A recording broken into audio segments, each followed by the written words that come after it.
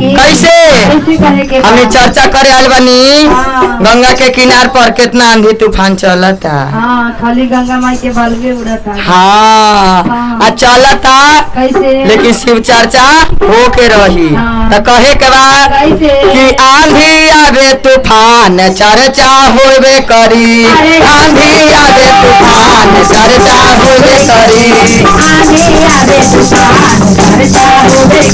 अरे आंधी आवे तूफान चर्चा होबे करी।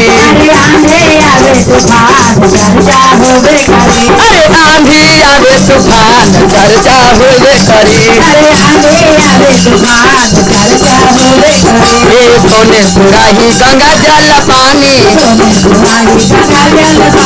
गंगा जमुनमा से जल भरी लैली। गंगा जमुनमा से जल भरी लैली। शिवपुर के चरना धोबे करब। अब शिवपुर के चरना धोलैबे करब। आंधी आवे तूफान चर्चा होबे करी। अरे आंधी आवे तूफान चर्चा होबे करी। आंधी आवे तूफान चर्चा होबे करी। अरे आंधी आवे तूफान चर्चा होबे करी। आंधी आवे तूफान चर्चा होबे करी। अरे आंधी आवे तूफान चर्चा होबे करी। अरे सोने सिंहासन के आसन लगवनी। सोने सिंहासन के आसन लगवली। शिवपुर के आसन लगैबे करब। अब शिवगुरु के आसन लगैबे करब। अरे आंधी आवे तूफान चर्चा होबे करी। आंधी आवे तूफान चर्चा होबे करी। आंधी आवे तूफान चर्चा होबे करी। आंधी आवे तूफान चर्चा होबे करी। अरे आंधी आवे तूफान चर्चा होबे करी। आंधी आवे तूफान चर्चा होबे करी। आंधी आवे तूफान चर्चा होबे करी। बेलिया चमेलिया के गजला गोठवनी। बेलिया चमेलिया के गजला गोठवनी। अरे शिवगुरु के गजला पहनावे करब। अब शिवगुरु के गजला पहनावे करब।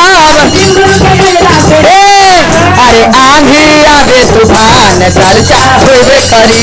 आंधी आवे तूफान चर्चा होबे करी। आंधी आवे तूफान चर्चा होबे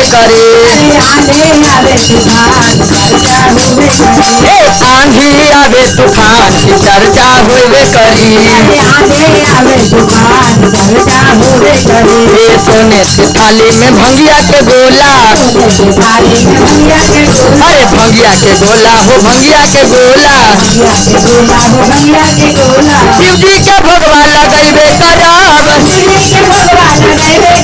अरे शिव जी के भगवान लगैबे करब। अरे आंधी आवे तूफान चर्चा होबे करी। जय हो। अरे आंधी आवे तूफान चर्चा होबे करी। आंधी आवे तूफान चर्चा होबे करी। अरे आंधी आवे तूफान चर्चा होबे करी। लौंगा इलायची के बिरवा लगवनी। अरे लौंगा इलायची के बिरवा लगवनी। शिवगुरु के बिरवा चढ़ैबे करब। अरे शिवगुरु के बिरवा चढ़ैबे करब। अरे आंधी आवे तूफान चर्चा होबे करी। अरे आंधी आवे तूफान चर्चा होबे करी। अरे आंधी आवे तूफान चर्चा होबे करी। आंधी आवे तूफान चर्चा होबे करी। अरे आंधी आवे तूफान चर्चा होबे करी। आंधी आवे तूफान चर्चा होबे करी। अरे आंधी आवे तूफान चर्चा होबे करी। अरे कंचन थाली कपूर के बाती।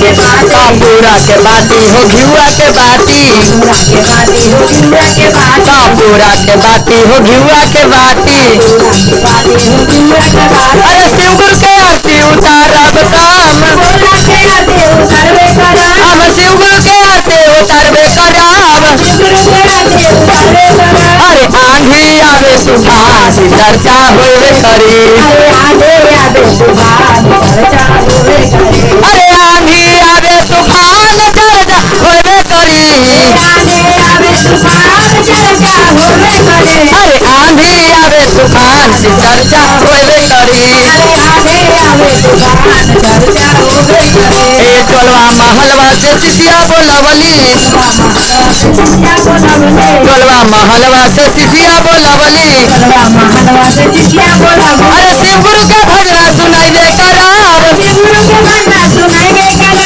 शिवगुरु के भजना सुनाइबे कराब सिंदूर के भजना सुनाइबे करा अरे आंधी आवे तूफान चर्चा होवे करी अरे आधे आवे सुभान चर्चा होवे करे आधे आवे सुभान चर्चा होवे करे अरे पहला में दया मांगम दूसरा में चर्चा पहला में दया मांगम दूसरा में चर्चा पहला में दया मांगम दूसरा में चर्चा पहला में दया मांगम दूसरा में अब चर्चा कैसे हो कवि की बात तीसरा में ना मन करबे कराब तीसरा में नावन करवे करा अब तीसरा में ना मन करबे कराब तीसरा में नावन करवे करा अरे आंधी आवे तूफान चर्चा होवे करी अरे आंधी आवे तूफान चर्चा होवे करी अरे आंधी आवे तूफान चर्चा होवे करी आंधी आवे सुभान चर्चा होवे करे अरे आंधी आवे तूफान चर्चा होवे करी अरे आंधी आवे तूफान